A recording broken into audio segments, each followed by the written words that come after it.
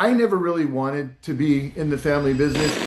My dad was pretty crafty and he would keep me around and keep me interested. And they often say that, if you want to teach a kid to golf, don't take him to the golf course and force him to golf. Let him have a fishing pole and fish in the ponds while you're golfing. And I just kind of naturally grew interested in it because it wasn't forced upon me or there wasn't an expectation set that I had to do it. I kind of grew organically to roles that were available. My grandpa, who's my dad's referencing, he passed away. And we had a really big celebration of life. And at that celebration of life, I just really looked around and saw, the community within the company that he had built and how many lives he had really impacted. That's when I decided that the timing was right. And I basically sat down with my dad and we had a conversation on my skill set and where it would make sense for me to go.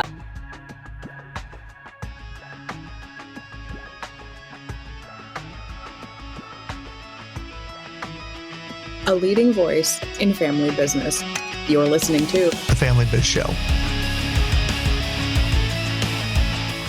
Welcome, everybody, to the Family Biz Show. I'm your host, Michael Columbus with Family Wealth and Legacy in Rochester, New York. And we've got a really exciting show for you for lots of different reasons. This is going to take some twists that we haven't talked about before with some strategic alliances and liquidity events. But still, at the heart of it is the values and the foundation of a family-owned business. So welcome, Brad and Olivia Mountz. Appreciate you guys coming here today. Thank you. And your business it's Mountz Incorporated, correct? I got that. Yeah. Just had a moment where I'm like, yeah. So Mountz, and you guys are in San Jose. So Yes.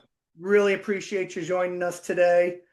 We typically like to kick off with, a little bit of history about yourself in terms of, what was your path into the family business?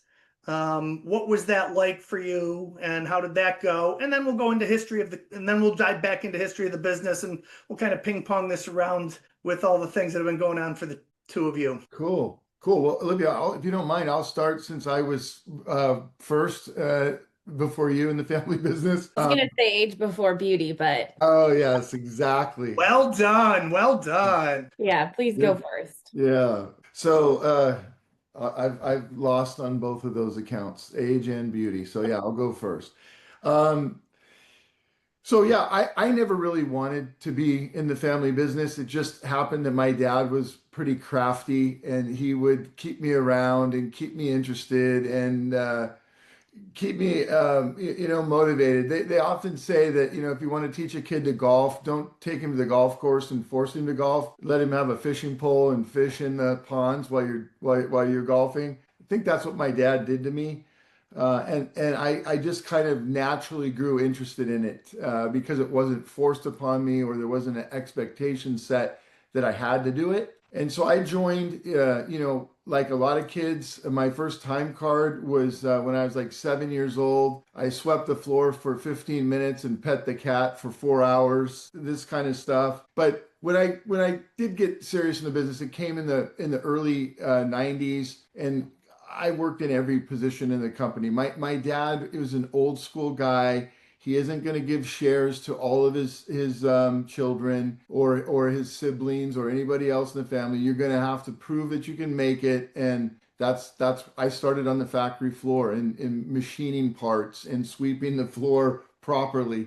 And then How old were you then? I'd say, when I first I was probably in the nearly graduating college in those years where you're looking for beer money and trying to figure out how to go on a date and that kind of stuff. Sure. And so he had me working part-time, but when I started working full-time, it was probably 22, 23 years old, just after college. Yeah. And so I kind of grew organically, I think, to the role of to roles that were available. And my dad's advice was, hey, if you can continue to if you continue to prosper in these roles and you're working for somebody else who's coming to me saying, hey, I think this guy can be really good at this role or this role, then you can keep growing in the organization. And it finally got to the point where I was pretty much running the company. And by the time I was given the nod to be president. It was sort of already had been done, so to speak. I just needed the blessing. Sure. So you were one of the ones that, you didn't spend 3 years or 5 years working for somebody else and say, Dad, let me back in, please. It was just kind of, Yeah. like you said, it wasn't forced upon you, but, it just kind of gradually, that's the way that it went. And you It found did, a yeah. knack for it. Yeah, and Olivia's role was different. Like her mother and I really wanted her to go out, find a good first job in an environment where she could learn and be trained and bring skill sets to the organization if she ever wanted to come. We didn't force that on her, but I'll let her tell Yeah. that story. Olivia, tell us your path. Sure. So, as my dad mentioned, mine was a little bit different. When I graduated from college, it was very important to me to go do something else just for myself. And quite honestly, to feel like I could be successful without my last name behind me. And I did, so I was able to go do that. Really had a fantastic first job and experience. And then, actually, what led me to the organization was that my grandpa, who's my dad's referencing, he passed away. And we had a really big celebration of life. And at that celebration of life, I just really looked around and saw, the community within the company that he had built, and how many lives he had really impacted. I mean, there were just hundreds of people there. And so that's when I decided that the timing was right. And I basically sat down with my dad and we had a conversation on like my skill set and where it would make sense for me to go. So I actually started about 8 years ago. I thought I was going to work at the company. If I'm being honest, not this long. But that said, I started actually working underneath our head of sales. So as a direct report, I was a few levels down from my dad, which was great. So I definitely wasn't sweeping or on the floor. That was not my style. I'm more of the sales and marketing, business operations side of the house. So I worked in the organization on some strategic initiatives, eventually built my way up. I actually moved to London, which was probably my favorite part of working at Mountz thus far, to open up an office right after I got married. And my husband and I had a fantastic time until a little thing called COVID had a different plan. And I actually, when I was in London, that's when a opportunity had opened up for me to basically be a direct report to the CEO or president, which was my dad. And the stars aligned and I moved back, and I've been in my role as director of marketing and sales operations ever since. Nice. Congratulations. Yeah. Very cool that, again, two different paths. Brad, you and your wife, you said you talked about that a little bit. Where did that come from, conversation come from, and what spurred that for you guys? Because you didn't take that route. Yeah, that's a great point.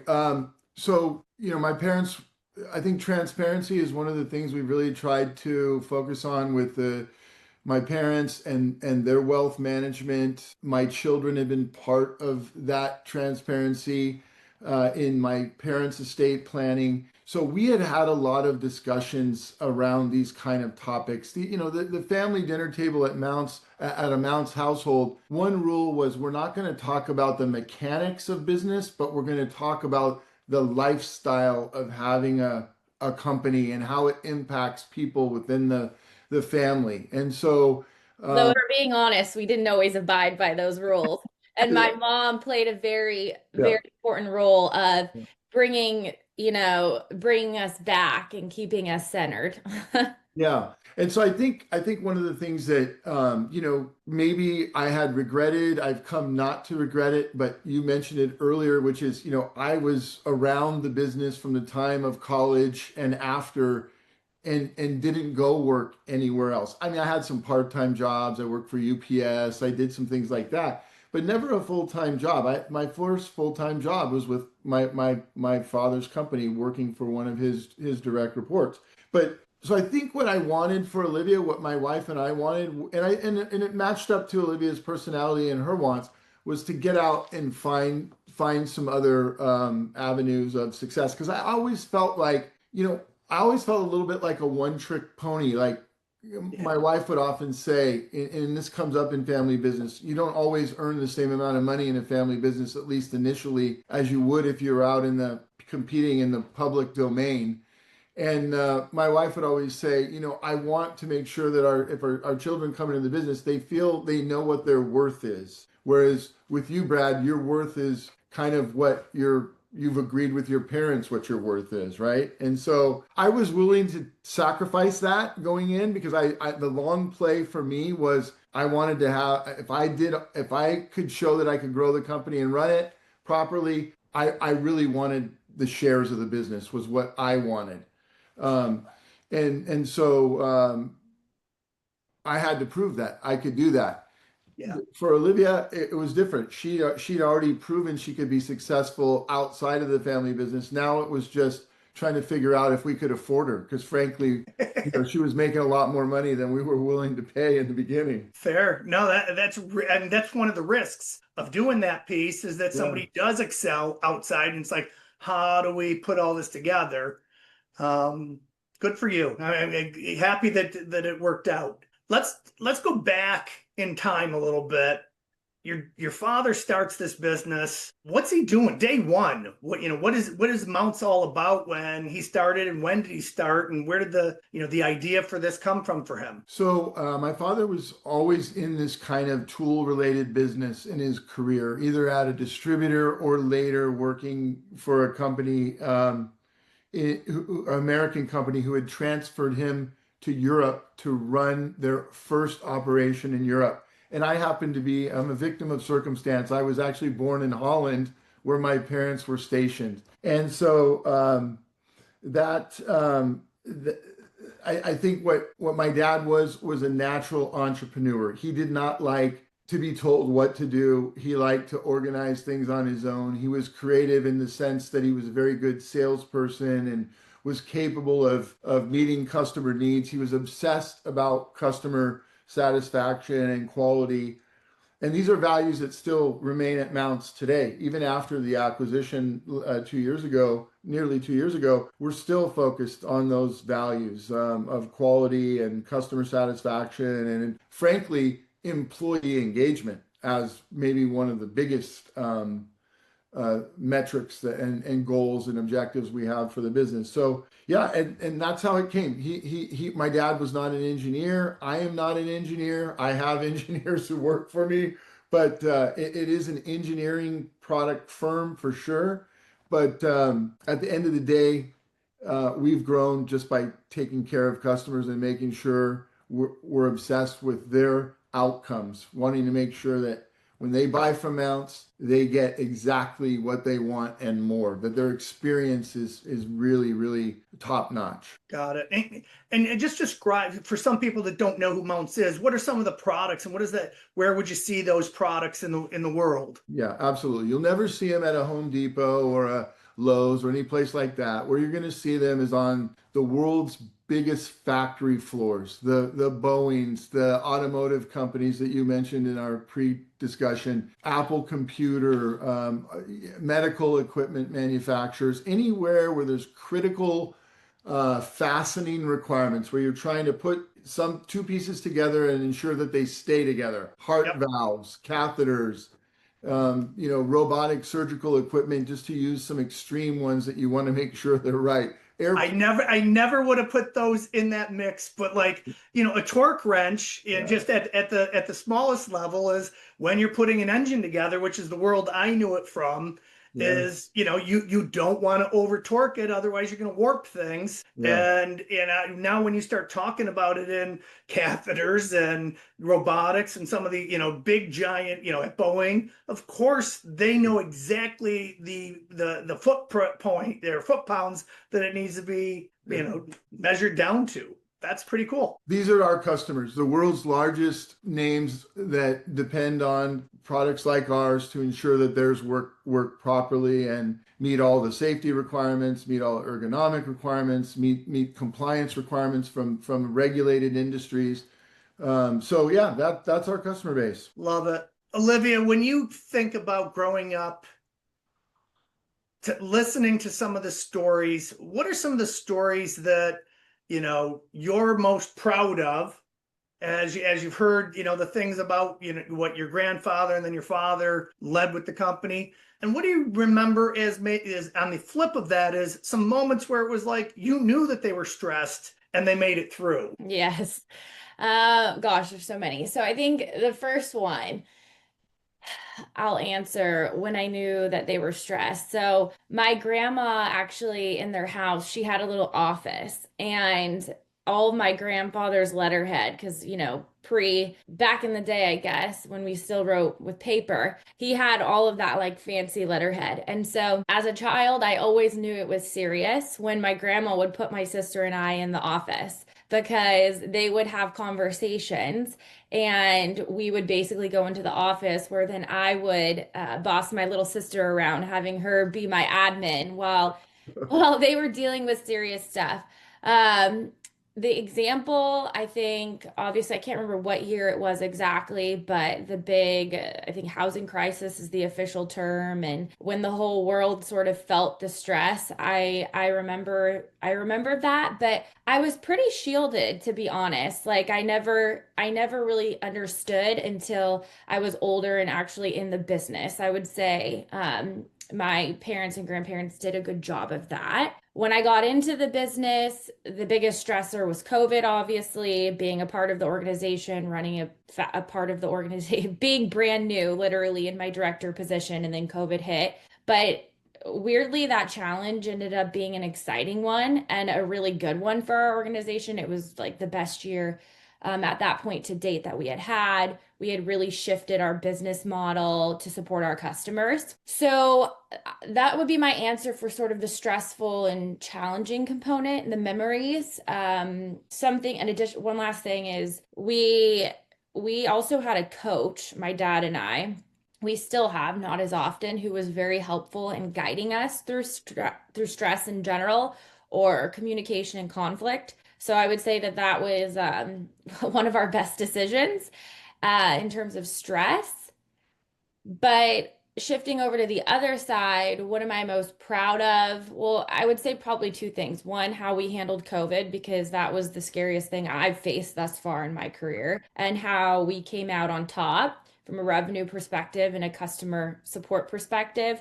One of the big days that we had was when God, was it Ford or GM? I think it was GM. So they flipped their facility to start making medical equipment, and all of our product was used. And that's when the vice president, Pence at the time, was going through, and we actually had, he was exposed to us and our brand, and that was quite a success story for us. So that was surely a proud moment. But quite honestly, I think that the acquisition is one of my proudest moments, and I say that from both sides. Like it's a emotional, right, decision, obviously. Happy and sad at the same time, I guess, would be the best way of putting it. But I think if my grandfather was alive, sort of the backstory of the acquisition, I had sat down with my dad, interestingly enough, right before I was pregnant with my first child. And I just sort of said to my dad, like, we knew I was the only Mountz child at that point that was, even open to the idea of taking over my dad's role, or family member for that matter. And my dad had, opportunities to potentially sell the company, had always been there for him. And we basically had this hard conversation where I just sort of said to him, it's tough for me because I am a woman and I'm in my childbearing years. And this is also my really big career development years. And I'm going to choose family. Like that's what my husband and I decided, that we were going to have kids. And I watched my dad my whole life traveling literally all over the world. And I understood the commitment that he made to the company. And I knew in my heart I was not going to be able to do that the same way that he was, because, there's a lot of sacrifice and a lot of stuff that he had to miss out on for the success of the organization and all of the people that work for it. And so, we had this conversation and we basically looked at each other and sort of said, okay, well, what number do we think Grandpa would be proud of if we sold it, and what type of company, and most importantly, like who would take care of our employees the same way that we do, right? Those like critical, valuable pieces. And So we came up with a number and we both just looked at each other and said, let's give it all we've got for like 10 years and try to hit that number. And as fate would have it, we had two of the biggest companies that could, in our industry approach us within 1 week. It was kind of crazy. And we went on this wild journey of exploring both acquisitions at the same time. Now, I don't know if we ever formally told them that, but it was pretty crazy. I mean, we just couldn't believe it. And so we ultimately selected the organization that we felt represented our values the most. And obviously our employees have just become extensions of our family. We have people that have worked for our company we've got veterans. 42 years. Yeah, just so many. And the loyalty is so incredible both ways, us to them and them to us. So I honestly, in conclusion to this very long-winded answer, I really think that the acquisition was the thing I'm the most proud of. Awesome. You mentioned coaching, and I want to, flip it over to Brad for a second. I can see behind you, you've got shelves of books back there. What was kind of the first book or what was the first person that sparked that interest to say, I need to learn more to continue to grow in my role? Because obviously that's what that means, is that you're a lifelong learner. Yeah. I mean, here's the thing. I never finished college. I left with about 4 classes left. I was impatient. I wanted to get out. And once I made a commitment to my dad, I wanted to do it. And so that's driven a lifelong learning sort of desire in me. And so I turned to my wife probably after I started really knowing what the company was going to be about. And I said, honey, the only people at my board meeting have the last name Mountz, with the exception of our corporate lawyer. I got to diversify this board. You got to help me go out and find some industry people who are, have made it. They're in their 40s or 50s and they'd love to mentor and tutor me. I'm willing to pay them a retainer of something, but it's not going to be a lot. So my wife helped me recruit 4 additional board members, outside directors without the name Mountz. And that kind of changed my perspective. I now had somebody who would appraise me, set my salary, because my dad was not the greatest at that. He was just, that wasn't his forte. He would give you a verbal appraisal if he felt you deserved it. And it usually wasn't of positive things, right? So in any case, that helped me at least open my mind to it. And then I read this book called The Flight of the Buffalo, which is an amazing business book written by a family-owned businessman who finally realized that doing it all himself was the most futile thing he could ever take on. And so it's about his metamorphosis, his change, his paradigm shift, his mind shift to actually hire the right kind of people, empower them with the right kind of values and culture, and let them go do the work. And so I started to create an executive management team. I joined Vistage, which was very helpful to me. Mm-hmm. This is where I met some of the people that have later become coaches and friends of mine. And I brought those people, including the directors, the outside directors, and any coach. I didn't want them just coaching me. I wanted them coaching my executive team. So come in and Olivia, find a mentor amongst these 5 or 6 people we have. Daniel, the head of sales, find a mentor. My ops manager, find a mentor. My finance person. And they helped create this culture that Mountz was going somewhere other than just, so the buffalo started to fly, right?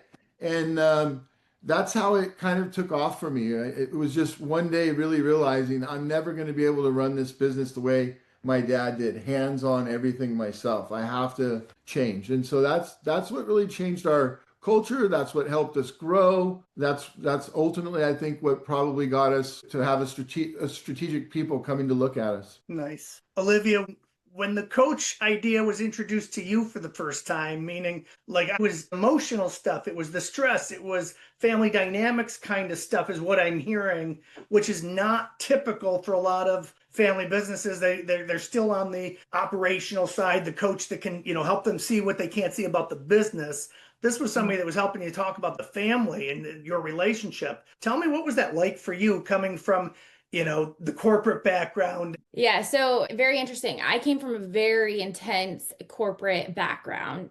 No frills, no BS, if you will. Very strict training. Didn't really care about your opinion. You just hit your number kind of thing. So then I came into the family business and I had two coaches. So I had the traditional coach, which you're talking about, fantastic mentor, leader, and now a friend of mine who helped advise me on all the business stuff. But then my second coach, which was also my dad's executive coach, who we're referencing, this emotional coach, if you will, Got it. who's also become a great friend now. It was interesting, but I to be honest, I was open to it and I really, really respected him and liked him. He had been very successful here in Silicon Valley, sold his company, and basically realized, it was very lonely at the top, and he dedicated his career, or the second part of his career, to coaching executives. So to be honest, I felt very honored that he wanted to work with me. Nice. And I would say that my dad and I have been able to work together. Probably he's a large part of it. And why we have a much different relationship than my dad and grandpa. Obviously, father son, we're father daughter. So the dynamics are a little bit different. My dad's a girl dad. So he's got three girls. He's a totally different character than his father in that regard. But we are both similar in the sense that we are very stubborn, we're very passionate, we're very high energy. So we had to learn, which I learned through Nader, our coach, executive coach, like how to set ourselves up to have successful conversations and navigate conflict. And that I think is really why we've been able to work together for so long. Obviously, our personal relationship helps, but a great example is a few days ago, like we got into a meeting in the morning and I could sense that my dad, I was like, I don't know if he wants to talk about this.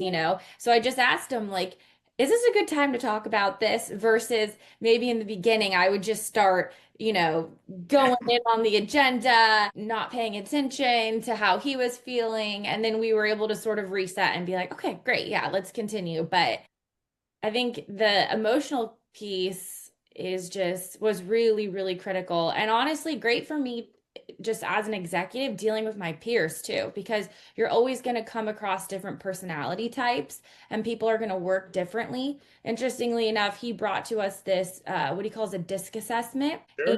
And we all got birds, which we put on our computers or like in our working space so we could understand this is the type of bird I am, and here's the type of a bird you are. And we literally had this book that was like, okay, if I'm going to successfully work with this person, here's how I have to approach them. And that exercise in itself was just life-changing for me because I feel like ever since I acquired that skill, I've been able to get what I want done quicker and in a more positive way with whoever I'm, working with, not just at work, but in life in general. Hats off. I have not heard somebody converting disc scores into birds. I love that. I want to go looking for that. I Yeah. know I'm a high DI, and I know and so we do Columbus Family Vacation, and being a Vistage, emotional intelligence, a coach myself, always looking to coach my own family on ideas, even though we, don't have the operating business. Dad retired, I bought it, end of story. But there's 24 of us, 25 of us, and they're all different personalities. And so we had a disc coach come in and just do like a 3-hour session after everybody took it. And at first they're all like, oh, what are we doing this for? We're wasting, valuable vacation time. And then they got done and they're like, this was really cool. Now I understand why you this and you that. So even doing it within the family, roles, I think is fun to do sometimes. Yeah, sure. And you talked about you as an executive. My gut would also say that also goes into marriage and my personal life. It's like if I'm better at work, then I'm probably better at home as well. Yeah, Yeah. totally. And that's an important recognition for everything. I mean, I give sometimes educational courses at the community college or university. I talk a lot about customer experience, but one of the things that always turns heads on people is when I say, I don't put the customer first. And people go, what? What? What are you talking about? I said, I put the employee first because if the employee is having a bad day, if they're worried about money, if they're worried about whether they can take a day off to be home with their sick child, if they're worried about their pregnancy leave isn't long enough to support what they're trying to accomplish, whatever the case might be.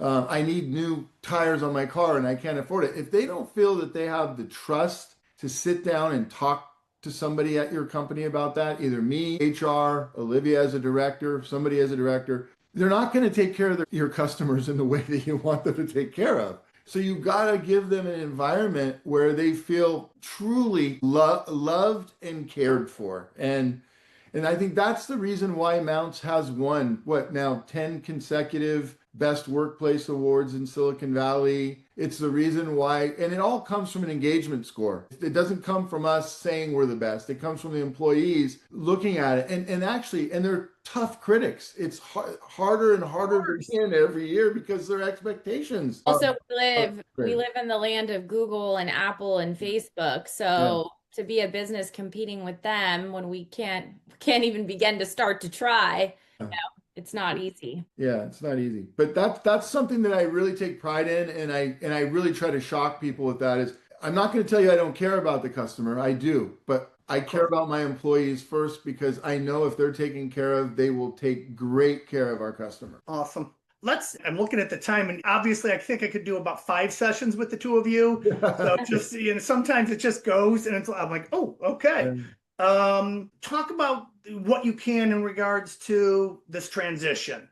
And you've given a little bit about it, but what does that look like for you guys going forward? How much control are you keeping? How much, what's changed, and what did that all come together like? Yeah, let's talk about it from 2 perspectives. One is how it impacts the family dynamic, because I think that's really, really important for people to understand. And Olivia probably has some input there. And then number 2, how it's actually gone and how we're doing in this new environment. I think how it affects the family dynamic is interesting. Number 1, I was the largest shareholder in the business, and I felt like I had earned that. My brothers had decided to go other ways and not really stick it out in the family business. And I hadn't made a decision yet. I was focused on Olivia becoming the next CEO. And of course, there would have been a transition of shares to her over time, the same way it would have happened to me. But I think what happens when you sell the business is that at first, everybody with the last name Mountz has to realize that all of the things that you could do before as a private company are now, you have to ask somebody if you can do them, right? Because you're now working for a publicly traded company that may not want to give Rolex watches to every 25-year anniversary recipient in the company, of which we have probably 30 Rolexes in wearers in our business, right? These kind of things change somewhat the dynamic in the family, as well as, okay, well, Olivia may have been sitting there thinking, well, ultimately one day I'm going to inherit these shares and be able to do what you just did, Dad. Now it's a discussion of, okay, we've just created generational wealth for our family. And we now have to start to have discussions about how that's going to benefit the family. And these are important topics to not ignore. Otherwise, you start to get family members confused and worried and wondering what is going to happen next for them. So I think part of the dialogue in selling the company is you have to open it up to discussion about what this means for the family long term. I think we haven't finished that. That's never finished, by the way. It's an ongoing process, but we have the ability to do that. We have a family limited partnership where all the daughters are all limited partners. They have the ability to speak up, talk about what they'd like to have happen with the partnership, etc. And so that's a very helpful platform to build on these discussions. Now, Olivia, you want to add anything to that? And then do you want to take on the piece about how it's gone since we've sold? Sure. I think probably if you ask my sister, my mom, and my brother, they're very happy because my dad and I took up a lot of airspace. I mean, just naturally getting into it. And it's changed our dynamic that at holidays, we're all talking about each other and our lives. And there's a lot of grandkids now.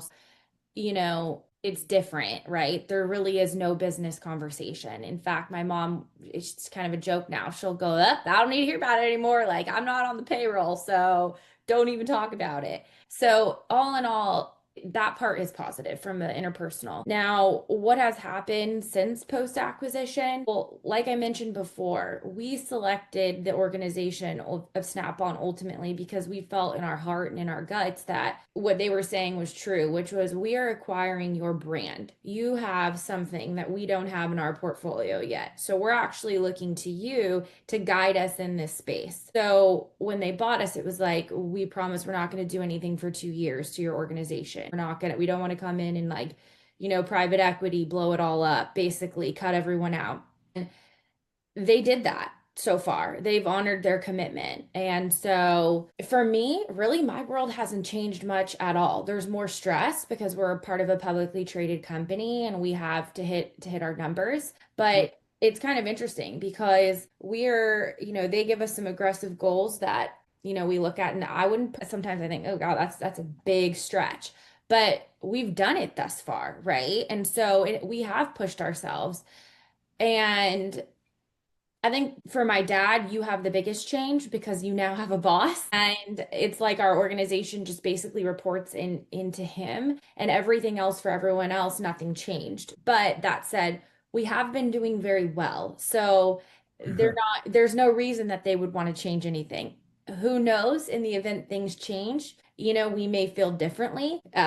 We may not want to be a part of the game anymore if that's the case. But for right now, because they're really allowing us to operate so freely, we're the general pulse from the organization is very good. At first, everyone was terrified. Obviously, it was emotional. My dad came in, we told everyone in person, and he made a commitment to them to stay and make sure everything was going to be okay. We all did. And now it's just kind of business. We're chugging along business as usual. Love it.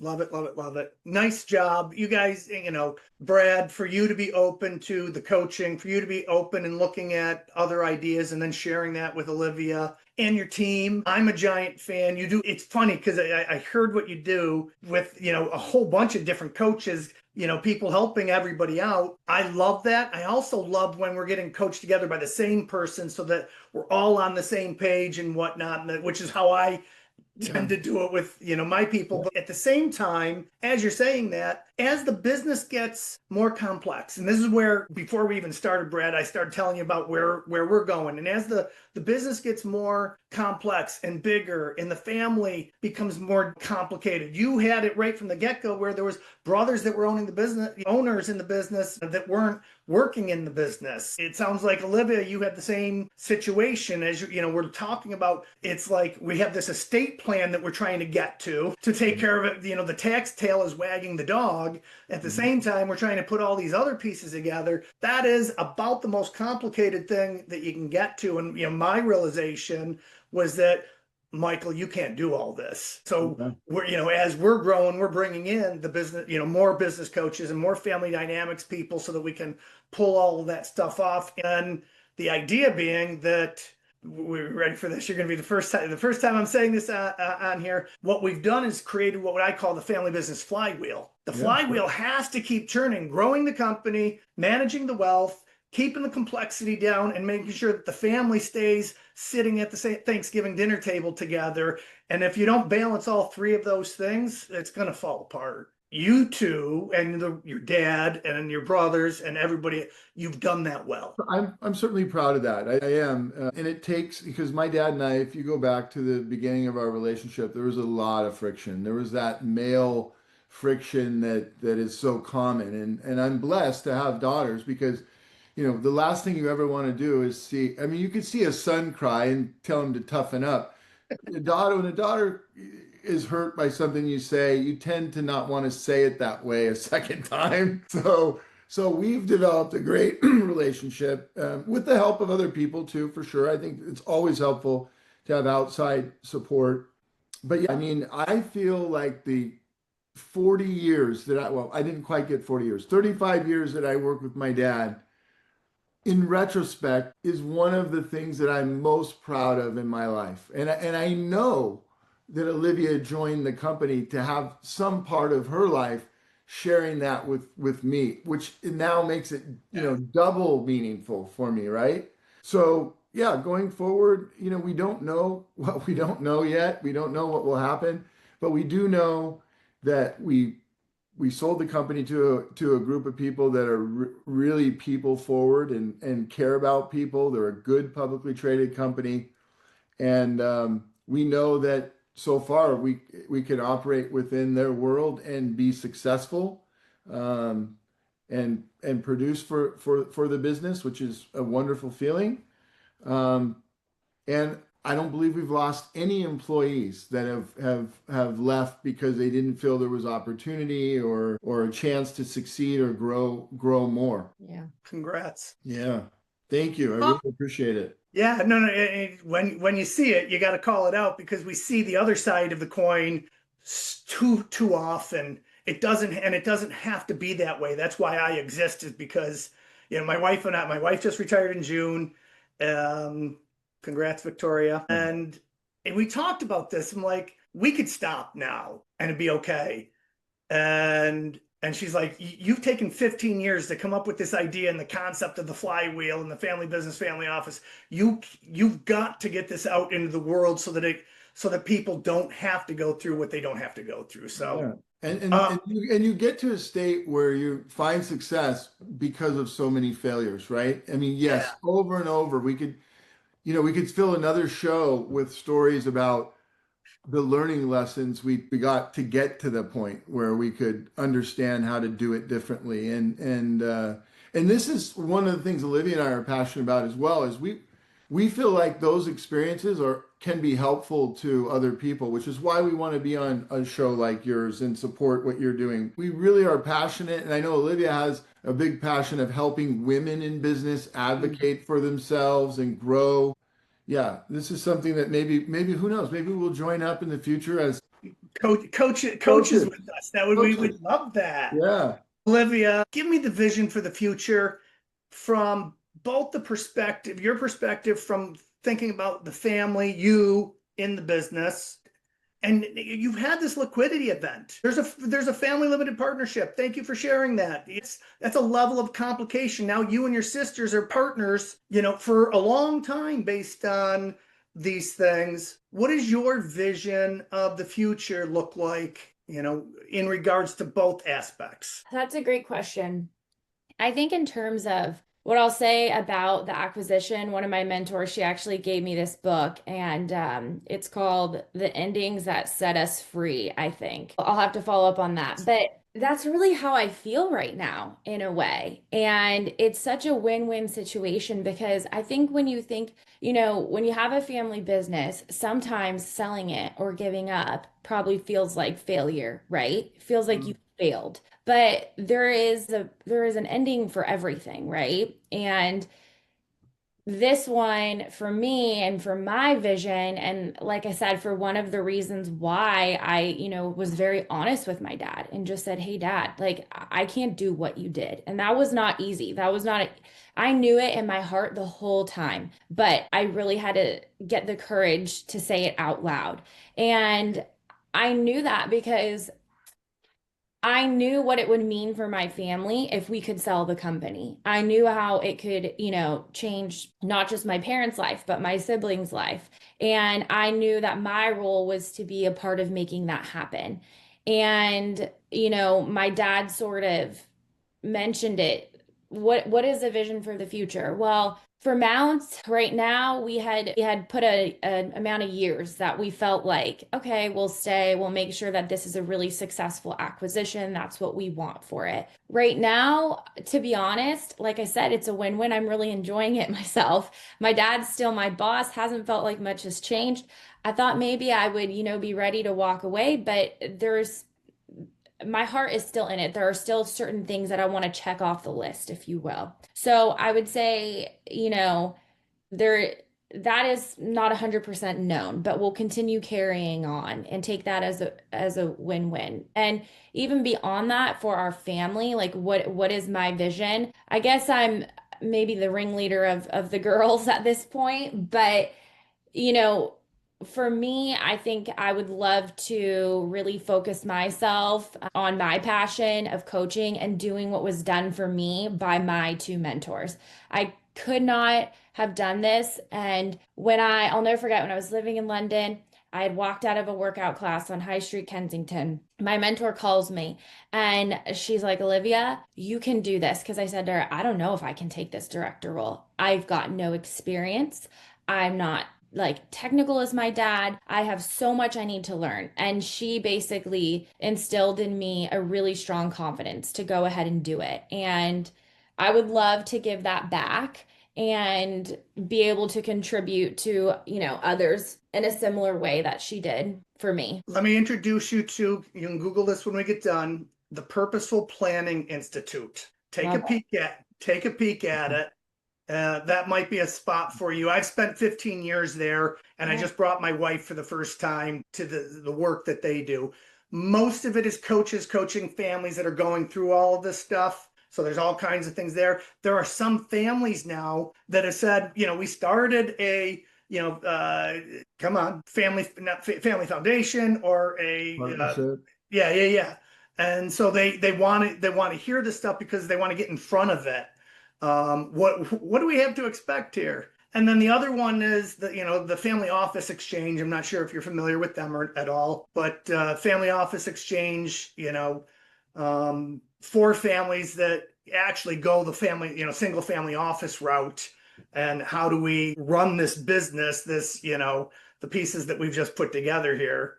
Because basically you're in business with your sisters now. Yeah. Yes, exactly. Yeah, and that's what, Olivia is really super strong strategically, operationally, organizationally, and with people. She's wonderful with people. Knowing how to find the right ones and knowing how to motivate them is one of her fortes. It's one of her geniuses.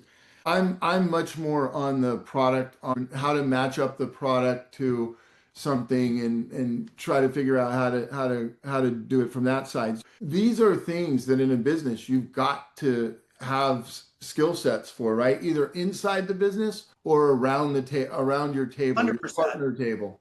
Yeah. 100%. Yeah. Look, I know that now we got to wrap things up. Just because I know you've got a time constraint, but I just want to say, may just bring you two back on again, just change the topic and do some other things. You've done a lot of work through the years on yourselves and your abilities that it shines right through. Fabulous. Great work. Lots to be proud of. Thank you. Thank you.